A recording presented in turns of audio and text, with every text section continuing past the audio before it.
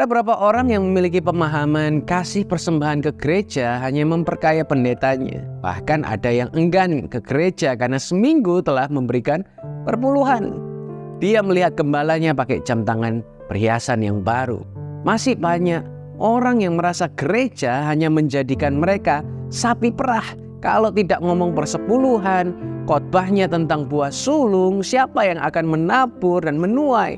Kalau tidak menabur, tidak akan menuai. Jemaat merasa ditakut-takuti dan akhirnya milih pindah gereja, atau lebih parah lagi, gak usah gereja-gerejaan. Dalam Kejadian 14 ayat 18-20 dikisahkan bagaimana Abraham memberikan persembahan persepuluhan kepada Melkisedek, seorang imam bagi El Elyon, Elohim yang maha tinggi, atau gambaran dari pribadi Yesus sendiri. Saudara, saat itu belum ada gereja, belum ada pendeta yang khotbah tentang persepuluhan. Tapi mengapa Abraham mau memberikan persepuluhan? Jawabannya adalah Abraham sadar bahwa yang menjadi sumber hidup dan kemenangannya adalah Tuhan.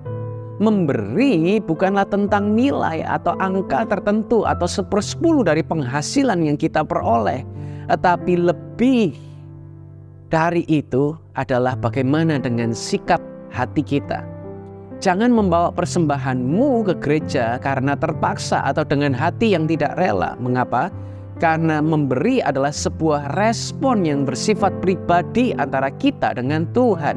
Ini adalah bagian dari perjanjian kita dengan Tuhan, bukan dengan pendeta di gereja.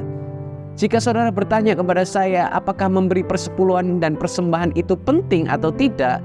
Saya akan menjawab bahwa persepuluhan dan persembahan sangat penting. Kenapa?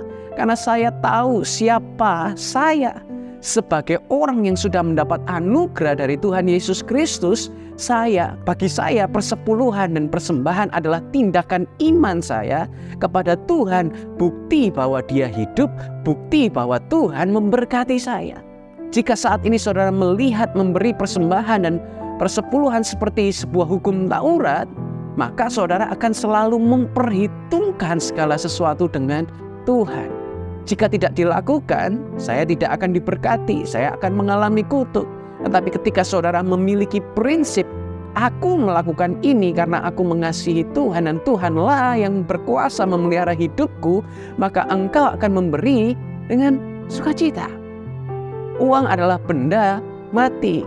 Tapi melalui gereja, uang dapat digunakan untuk melayani manusia yang hidup agar mereka bisa berubah dan memiliki kualitas murid Kristus. Karena itu, muliakanlah Tuhan dengan harta yang telah Ia percayakan kepadamu. Tuhan Yesus mengasihi saudara.